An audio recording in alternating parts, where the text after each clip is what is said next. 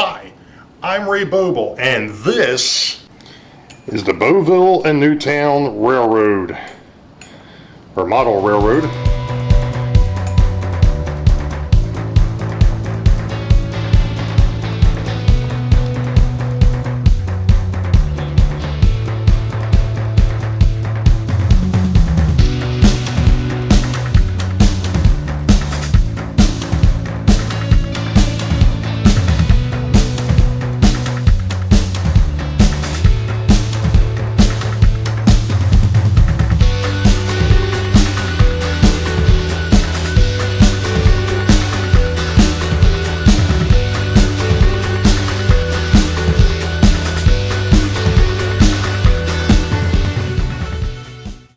Well, hello track gang, and welcome to vlog 26 for 2021. It happens to be July 6th, 2021.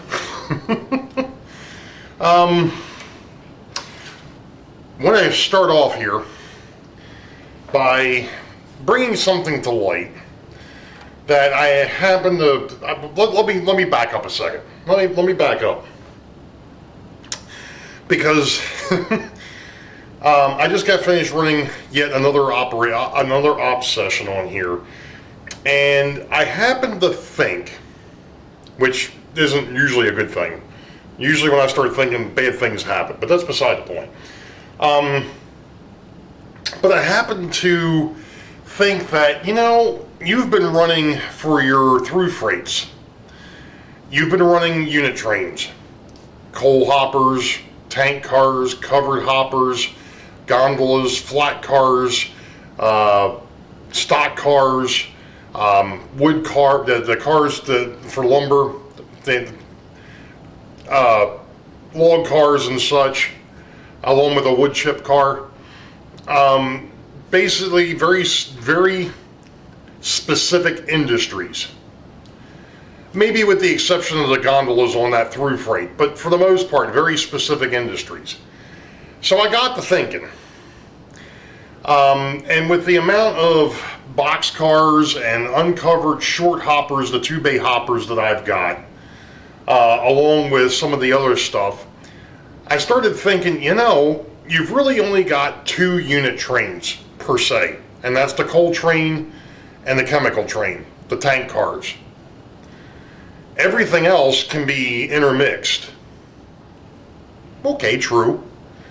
So I'm going to probably over the next week or so look into what it's going to take to convert some of the cars, and I actually started writing down a list of which cars are probably going to end up with at least 2 of them getting to where they're transition cars, horn hook on one side, KD on the other. And I'm going to be looking at, and of course it would help if I would have put my glasses on so I could actually see what it was that I wrote.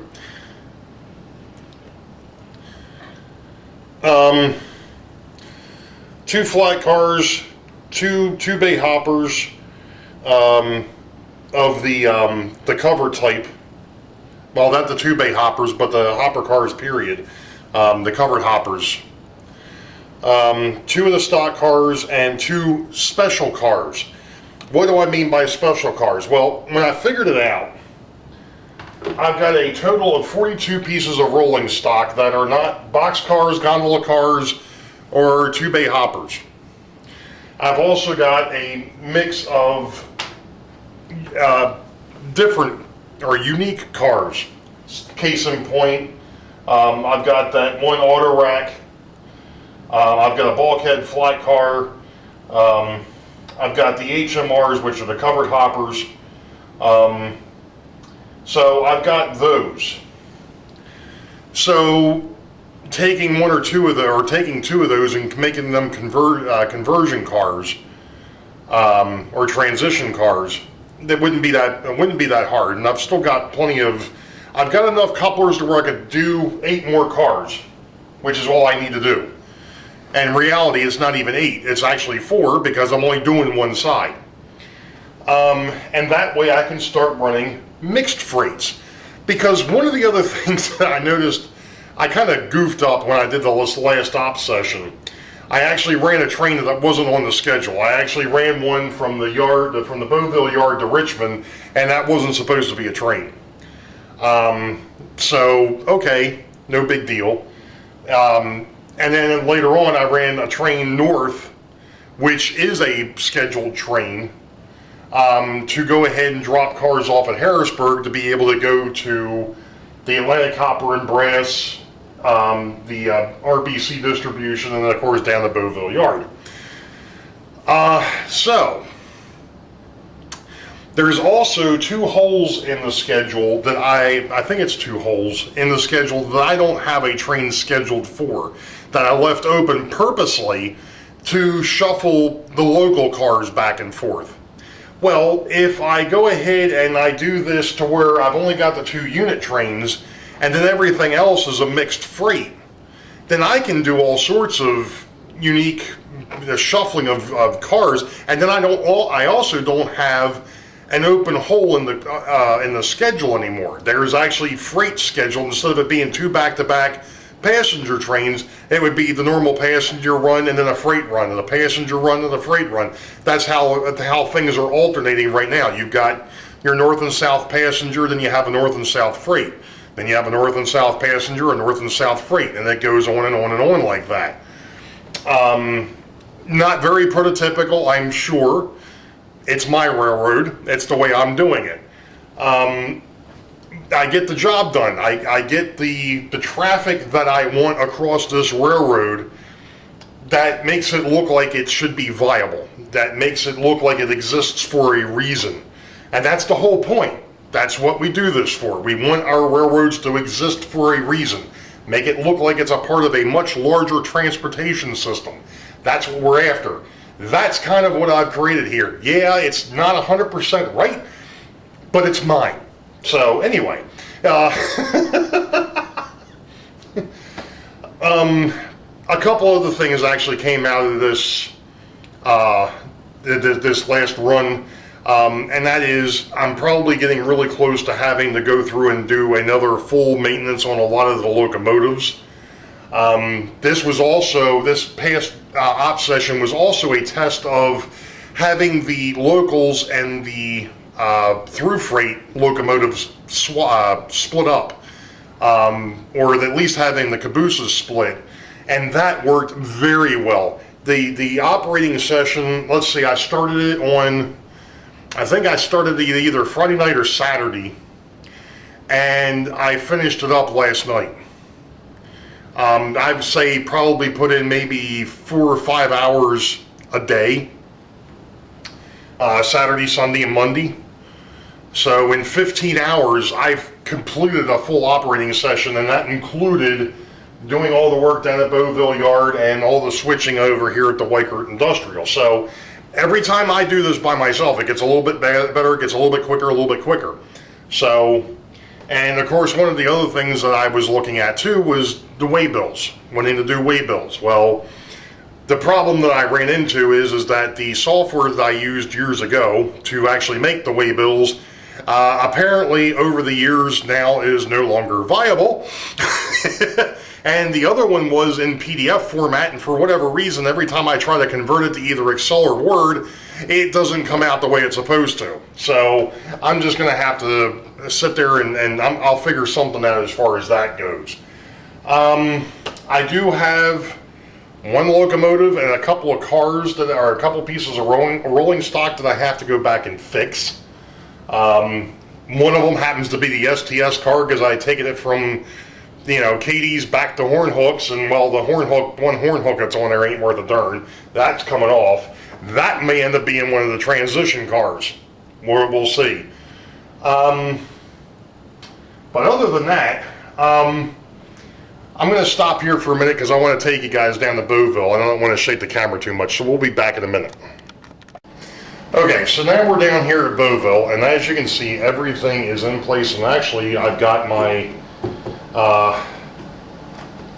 my posts sitting here because I've actually made marks in the wood where I want the backdrop holders to sit, because I do have to trim back a little bit over here in order for this to be able to sit in between.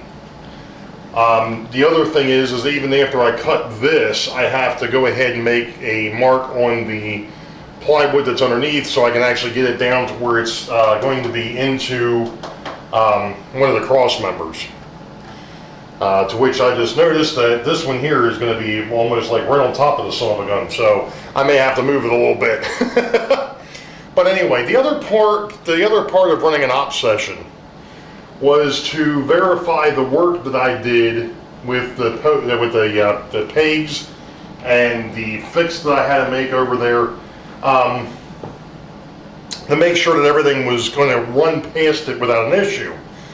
Well, kind of like Mr. Anthony Dodge, the Model Train Outsider, I found something that I was not prepared for, and, well, let's just put it this way, I was about ready to call it quits.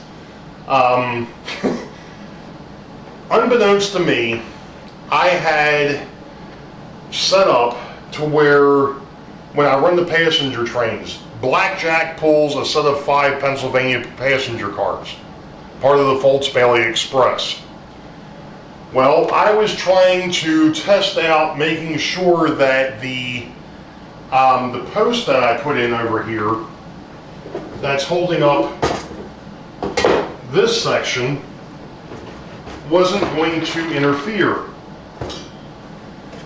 And I kept trying to run him past there, and he would not run on that inner track.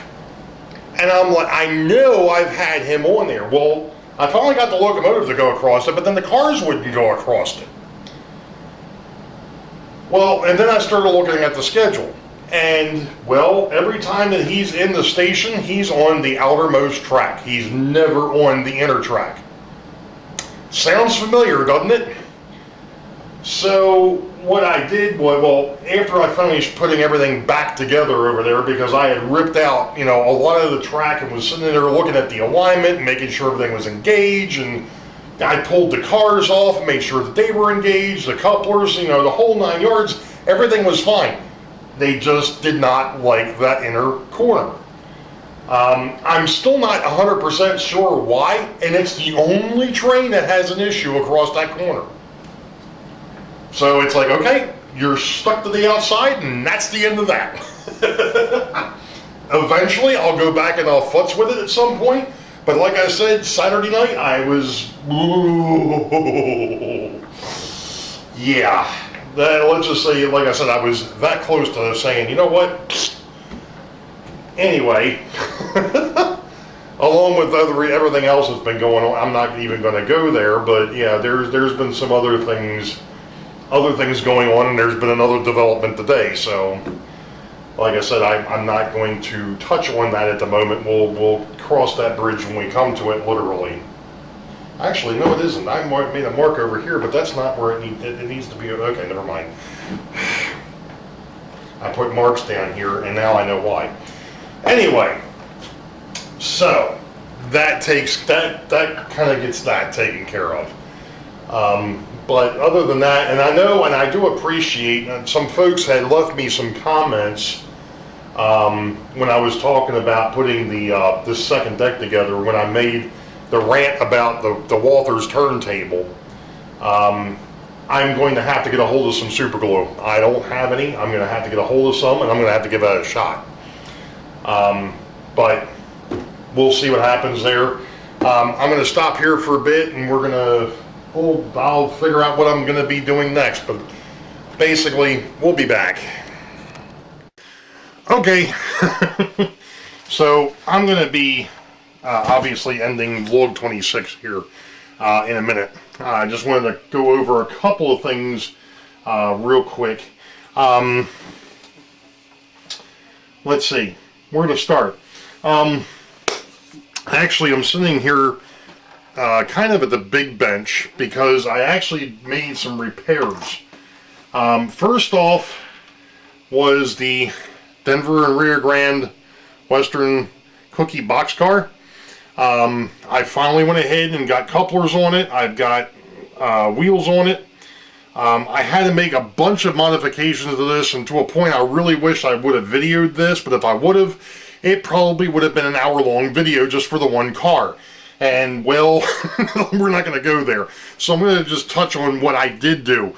Obviously, the couplers are body mounted, and as you can see from this one here, the truck actually had to shim it underneath and actually on top so that the screw would sit. And on this side, I kind of ran out of the spacers, so I used a piece of styrene instead. Sometimes you got to do what you got to do. It rolls rather nicely. I checked the coupler height, everything looks good there, so it's ready to have a card made and put on the layout. Now, the other fix came a little late, it actually came last night, was the Spirit of 76 Caboose. And if you remember, when I got this, the rear truck was not attached.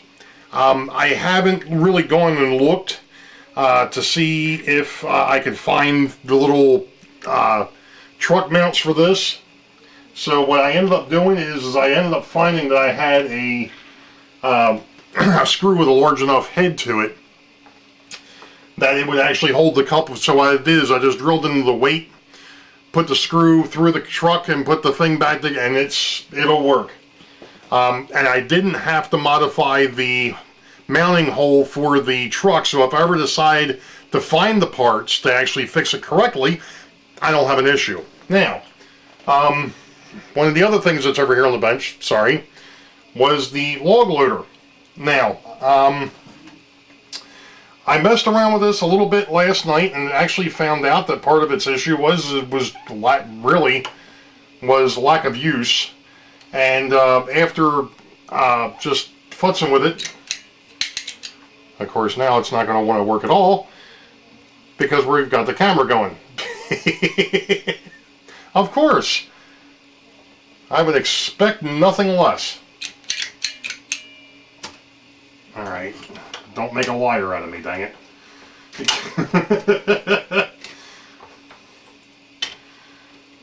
Alright, let's get it lined up. And it's going to make a liar out of me. Trust me, it was one shot and it was going over, so. And now it doesn't seem like it's even getting the power to want to go over. Okay. Well, like I said, I did have it working. Oh.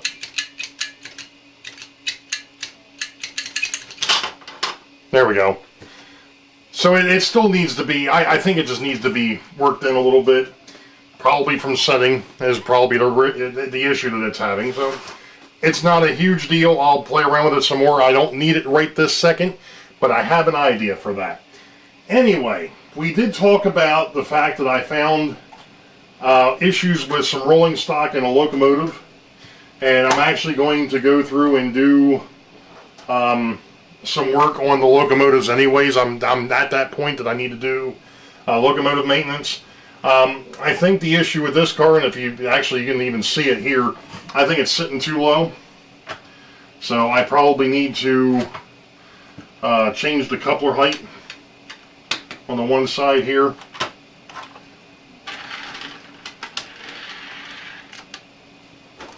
No, that side seems to be okay.